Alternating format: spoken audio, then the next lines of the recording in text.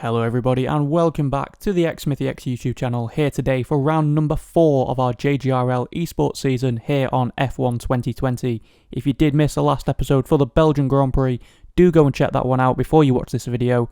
But spoiler alert, we did come away from that one with our first win of the season and we are hoping to carry that momentum into today's episode.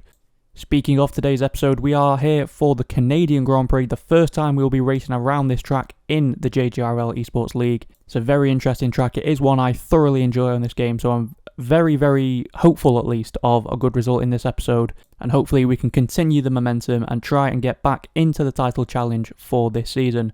So without further ado, let's see where we line up on the grid for the Canadian Grand Prix.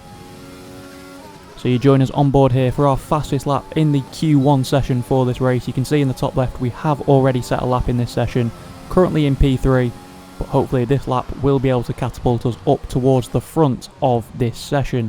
Now it's very interesting to note that for this weekend the race is going to start under full wet conditions, full heavy rain, and that has really meant we've had to compromise the setup slightly. Obviously, like I've said in previous episodes, this league we only use the preset setups just to try and close up the race in between the people who maybe don't have the time to practice as much as some of us. And so that has really thrown up an interesting dilemma for this race, because normally you'd want a lot of top speed because that final sector is so fast around this track. But with the race being full wet, or at least a major part of it is supposed to be full wet, I have decided to go a bit against the grain. Me and X O'Connor, we've come together at the Mercedes team and we have actually elected to run maximum downforce around this circuit. From memory, I think we are the only two people on the grid who actually went with this setup for this race, but it's going to be very beneficial for that wet weather because it will give us a lot of grip, a lot of downforce through the corners through the wet, which is really going to help us with confidence. However, we thought it might give us a bit of a disadvantage in the qualifying sessions because obviously we are going to be massively down on straight line speed compared to most other people, but incredibly you can see as we cross the line in Q1 we do go provisionally fastest at this point. As we get to the end of the session, we have been beaten by, well, I'm not even going to try and pronounce that name, we're just going to call him Rek, in his debut actually, so a very good debut for him, going fastest in Q1. But we were expecting to be much slower than that, but you can see we're both in the top 4 at this stage. Obviously, not everyone's showing the hand at this point, trying to just sandbag a little bit, play a little bit of mind games, but that's a very encouraging sign that we're not going to be down too much, even though we are on a setup that is not really ideal for this track. As we go into Q2 now, you can see we slightly messed up the final corner going on to the start of our lap, and although it did flag up as a corner cut, it will have actually cost us a little bit of time. You can see we're already down on the delta before we even got to turn 1, so that's less than ideal. Obviously this is not, again, our first lap, this is our second lap in the session on a fresh set of tyres, so this is going to be the lap where we can really see what pace we've got in the car. Once again, the first sector has been where we've been very strong. You see we are purple once again to that sector, about a quarter of a second up on Evan, who I believe is going for a faster straight line setup compared to our one, but we've got so much more confidence through the first 2 sectors, just able to fly across these chicanes without really having to worry about the car becoming unsettled, and that's really been paying dividends, really been helping us find a lot of lap speed. Once again, purple through the middle sector as well, 7 tenths up nearly on our fastest lap. We're about 4 tenths up on Evan, who's currently quickest, so that's really encouraging to see. We've got a bit of oversteer there coming off that hairpin. One of the corners I did struggle to try and get traction from throughout this qualifying session, but as we run up to the final chicane, it is so important that you fly across this to gain time. You're going to see we actually go a bit too far over the second part, but as you can see on the delta, it actually cost us a little bit of time there.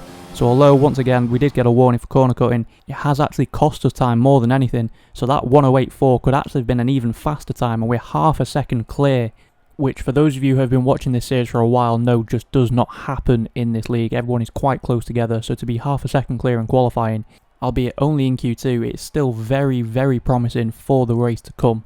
But before we can get to that, we need to find out where we're lining up on the grid, so let's jump straight into our fastest lap from Q3. So here we are then on board for our first and only lap in Q3. You can see, unusually for us, we are setting this time very early on. I did try and set a faster lap at the end of the session, but unfortunately, in true xSmithyx style, I completely bottled it. So this will be our only attempt at pole position in this session. As we came through the first couple of corners completely unscathed, we're going to go down a couple of gears here into gear 4. Don't cut that corner too much on the inside. We do slam into that wall on the outside though. Very lucky there not to get any damage, as we once again go purple through here, down into second gear to help get the car turned in. Accelerate through here, don't run too wide because you don't want to hit the outside wall. You'll lose so much momentum from that. As we now head towards this very difficult braking zone, down into 4th gear, throw it across there. We've gone a little bit wide on the second part though, so slightly compromising our line through there as we come now towards one of the most important corners on this track, the hairpin at the start of Sector 3. Need to get the car slowed down there. We go down to first just to help the car rotate as B Dodo goes fastest with a 1:19 flat. Hopefully we'll be able to beat that time. Down the straight, we've got a nice exit off that corner. Haymaker, incredible pace from him. I don't know where he found that lap time from, but he is now on provisional pole as we come towards the final couple of corners. Our teammate has gone quickest. Can we beat him? Flying across that final chicane, stay to the right hand side for the shortest run to the line, and as we come across it, it's a 1:18.438, and that will be enough for pole position in the Canadian Grand Prix. Great result for us. As you can see, Mercedes 1-3. So that setup gamble that I was talking about earlier seems to have paid off incredibly for us there. 2 cars in the top 3 gives us a great chance to dominate this race. B Dodo there in P2 separates us ahead of Ranger, Rec, Haymaker, Evan, Logan, and then the 2 Red Bulls round out the top 10. But now we go to the grid for the Canadian Grand Prix.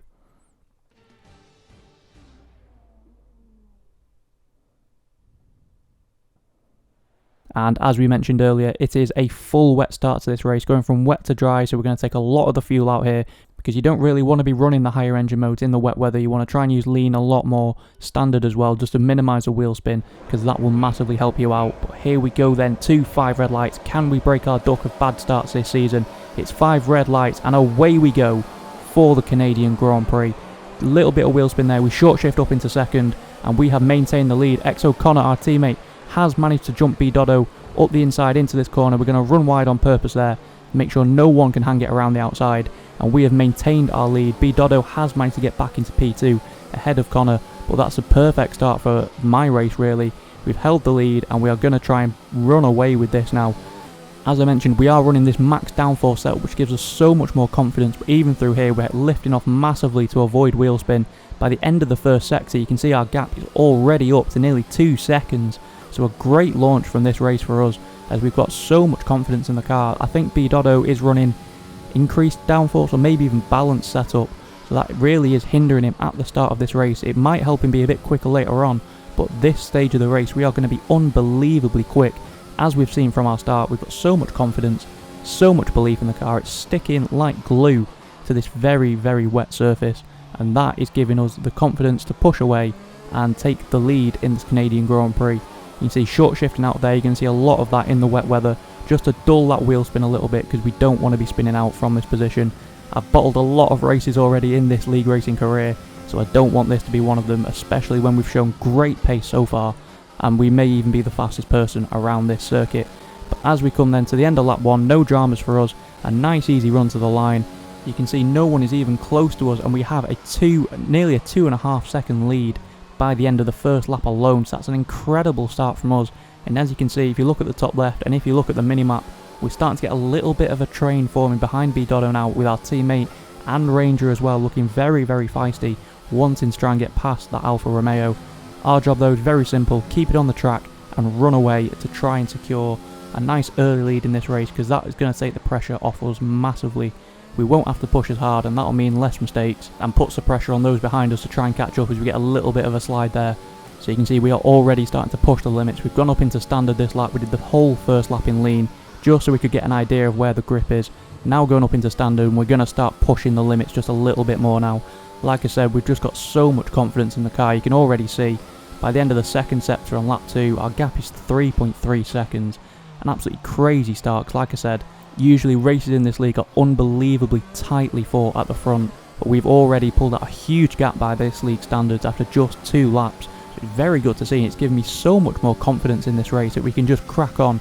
Hopefully we can try and get back-to-back race wins, because as I said, we did win last time out in Belgium, and we need this to try and get back into this championship fight after a poor first couple of rounds for us. So we're going to come across the line at the end of lap 2. We've just got so much more confidence through that last chicane. That's really where we're gaining a lot of our time.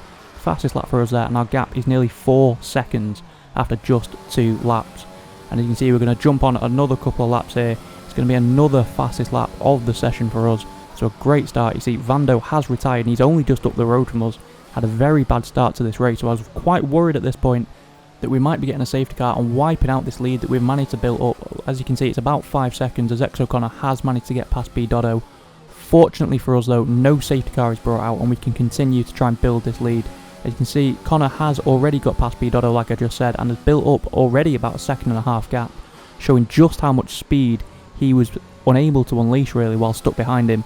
So hopefully now we can start pulling away as a team and getting a good result from this race, and that is just what we aim to do over the next couple of laps. You can see fastest lap there, 24.3. We come around the next lap and we're going to go faster again with a 23.9, and then another lap, another 1:23.9, and we have built a gap already to Connor of about 10 seconds in just 8 laps, which like I said just does not happen in this league. We've just found a great balance around this circuit. We're just getting so much speed out the track.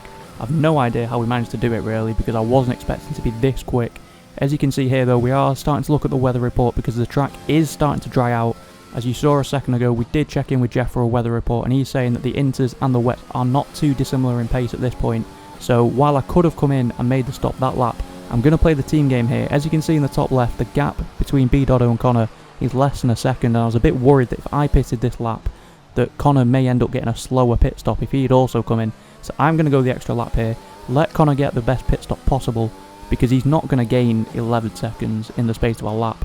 So we're going to let him take the first pit stop, secure that P2, and we will come in on this lap for the intermediate tyres, as you can see here, and we are going to hopefully retake our lead in this Grand Prix. Now usually I don't tend to use the pit assist, but this time we are using it because you can gain so much time from abusing it around this circuit.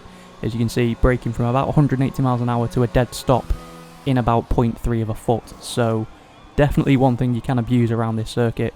We've got a nice pit stop there, 2.6 seconds, and that should see us easily retain the lead for this Canadian Grand Prix. As you can see, Connor has retained second place, while little plan there has worked out an absolute treat, and hopefully we can continue to secure that 1-2 for Mercedes and give us a nice lead in the constructors and help us get back into the fight for the driver's title. You see, we come out of the pits here, the gap once it stabilises is about 10 seconds, so we have lost a little bit of time, but the lead is still solid enough, and now all we have to do is get our head down, get to grips with these conditions now on much grippier tyres, get up to speed as quickly as we can, and make sure that gap doesn't come down any further, and that is exactly what we do over the next couple of laps. Once again stretching our legs, getting a fastest lap here down to a 1:24.3, we cross the line again the lap after that, it's down to a 1:20.7, so once again showing the pace we've got, and we have built up a huge lead, and by the time we get to lap number 20, you can see the gap is up to nearly 15 seconds, so great work from us there. You see B Dotto has made a very early pit stop onto dries. I'm not sure if he made a mistake or if he had damage or something, but he made a very early switch over, because even though it has stopped raining at this point, I still don't think the track is dry enough for dry tyres yet. I'm going to stay out, I'm not going to pit until we see our teammate come in. I've got no reason really at this point to risk coming in too early and losing the car, so we're just going to stay out, see what Connor does with these tyres. If he starts to close in, obviously we will then come in, because he's not going to gain 15 seconds in the space of one lap, so we can afford to just play it safely here, because we've got such a big lead from all the hard work we did earlier in the race that's put us in this commanding position really, that is going to allow us to be as cautious as possible. You can see Connor is going to come out still ahead of B Dotto, down in P3, Ranger is yet to switch over as well, so he should jump back ahead of him. With 30 seconds clear of Ranger, I think he did get damage early in the first stint and had to make a very early pit stop, so he's fighting his way back through, but we get a very opportunistic virtual safety car here, and at this point I don't know whether or not it's worth coming in. I'm going to check the weather report with Jeff once again, just trying to ascertain whether it is worth coming into the pits this early, and Jeff is still saying that the Inter is the faster tyre at this point. Obviously we've not had the notification saying DRS is enabled, that's usually the indicator of when the dry tyre has become faster. So at this point we have a very interesting strategy call to make. Do we come in now?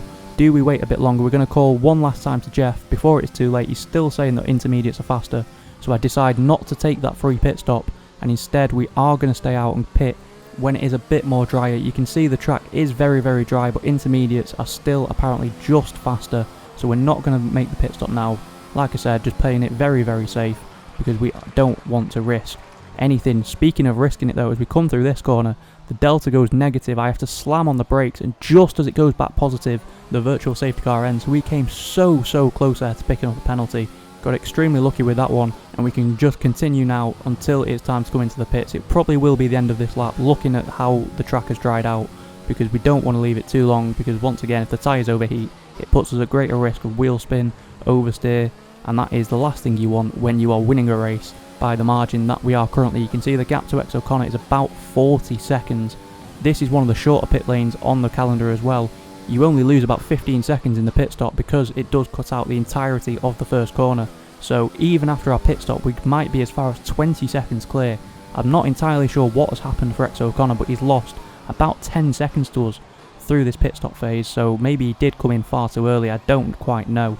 But for us, we're going to come in at the end of this lap, going to switch over onto the dry tyres, and that then should put us in a nice, comfortable position to secure this race win. With a 20-second lead over our nearest rival, and the pace we've shown so far, I don't think he's going to be able to catch us without some outside interference.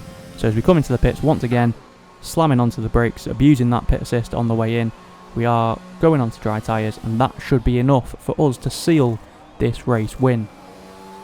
Also, I thought, you can see we've jumped ahead now to lap number 31, and it's time I address something that's been happening in this league quite a lot over the course of the last few races and into last season. People, when they've been having bad races, have started begging people to deliberately crash out and cause safety cars. As you can see on the minimap, we've got a yellow flag for a McLaren that has crashed just ahead of us, has retired, and has now brought out a full course safety car. You can see here, I've joined straight into the party because you can see where the McLaren has crashed out just ahead of us. That looks deliberate to me. And that has brought out a safety car with just 3 laps of this race to go. The way the safety cars are scripted in this game, it will come in on the start of lap 34, because you can't have a safety car within the last 2 laps, just the way the game's coded. Which means I'm going to have 2 laps now. One thing I haven't mentioned in this race is I actually have a 3-second time penalty. So my lead that is currently 30 seconds is going to be wiped down to nothing. And then I'm going to have 2 laps to gain 3 seconds on the cars behind in order to win a race I was dominating by about 30 seconds just because someone has crashed out on purpose because people are begging for safety cars. I can't begin to tell you how livid I was at this point.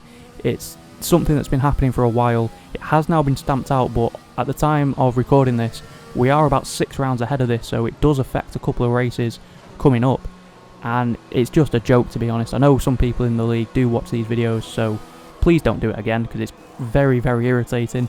But there's nothing we can do about it at this moment in time. We're going to switch onto a set of soft tyres, and we are just going to have to go hell for leather on the last couple of laps and try and gain 3 seconds on Ranger. He is on very, very worn mediums that he put on when we changed over. He chose not to pit under the safety car, so that is maybe a bit of an advantage for us.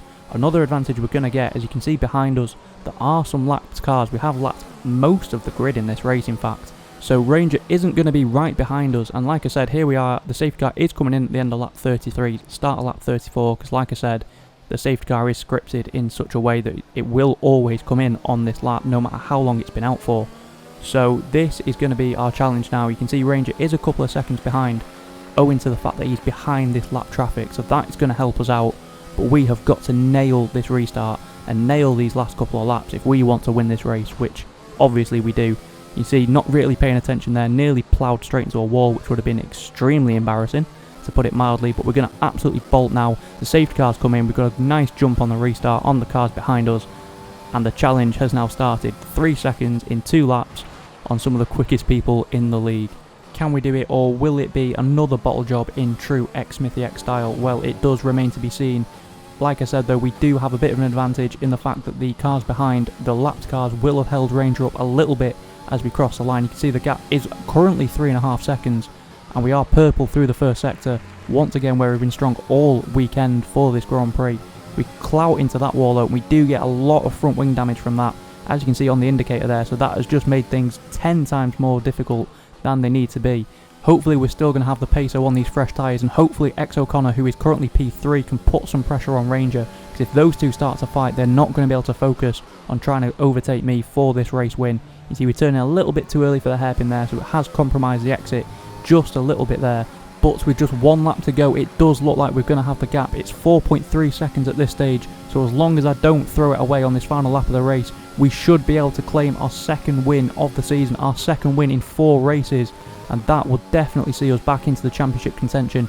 A little bit wide there on the grass as we come through the final corner. We cross the line for a 1:10.5, and as we go on to the final lap, we have a 5-second lead, so it does look like we're going to be able to get this position as long as we don't do anything stupid. We come out of the first corner complex there, completely unscathed, and as you look in the top left you can see X O'Connor has managed to find a way past Ranger, so they are battling like I predicted, and that is really helping us out now. The gap up to 5.5 seconds, so like I keep saying, as long as we don't do anything stupid, this race should be in the bag. Even with the front wing damage that we've got, we should be able to maintain this lead on the final lap. We come once again, it's this very difficult corner. I'm very glad I chose the max downforce setup because it's so good over the curbs compared to the increased top speed which I had been practicing with. That makes the car very skittish, but luckily for us, we made the right call on the strategy. It looks like the team are going to get a 1-2 in this race, so we've definitely done great work there as a team to pick the right strategy for this race, pick the right setup, and it is going to result in the team dominating this Grand Prix and coming away with an even bigger championship lead than we already had on the way in. But as we come to the final corner, fly across this chicane, do clout into the wall and get even more front wing damage there, just being a bit stupid on this last lap. It's not going to matter though. We cross the line for our second win of the season. Great stuff from us there, and great to see on P2 on the podium with us our teammate X O'Connor. Great drive from him. Ranger managed to come back after his earlier incidents. He claimed P3, incredibly quick driver, and very good to see him on the podium as well.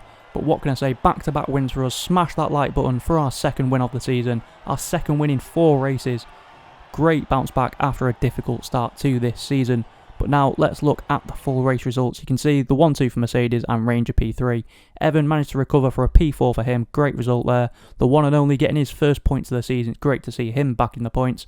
Rec on his debut got P6 for Alfa Romeo, just ahead of B Dodo, who fell away. It's very unlucky race for him.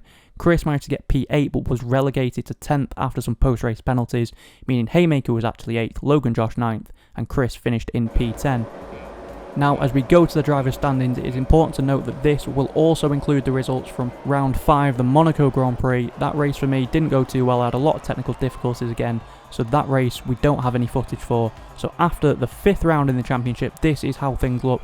Ranger and X O'Connor are in P1 and P2, separated by just 1 point, incredibly close up at the top. We are up into P3 after our consecutive wins in Belgium and Canada. B Dodo has dropped down to P4 after a difficult couple of races for him, just ahead of Chris in P5. Evan has climbed up to P6, jumping ahead of B Dodo. Nab Cosplay made his debut at the Monaco Grand Prix and won on his debut with the fastest lap, so he jumped straight into the top 10 in P8 with 26 points, and Jack and Vando are tied on points in 9th and 10th. In the Constructors, Mercedes, as I said, have a dominant lead in the Constructors, nearly twice as many points as Williams in second already. Alpha Tauri have jumped Renault, just 1 point between those two in the battle for third. Alpha, Ferrari, McLaren, Racing Point and Red Bull separate by just 20 points in a very close midfield fight over 5th place, and Haas are yet to get off the board so far this season. However, that is enough for today, ladies and gentlemen. Like I said, smash that like button to give us that support for our second win in a row, our second win of the season here at the Canadian Grand Prix. If you are new around here, please do consider subscribing and helping us hit our channel goal of 100 subscribers by the end of 2020. It really would mean a lot to me. And as I said last time, we will try and do some kind of special video if we manage to hit that goal. Maybe a Q&A or something like that for you guys. Check out our social media links in the description below. That you will find posts on there where you can submit your questions for said Q&A. So do make sure you give us a like and a follow over there to get involved with the channel and maybe get your questions answered in a video coming up in the future.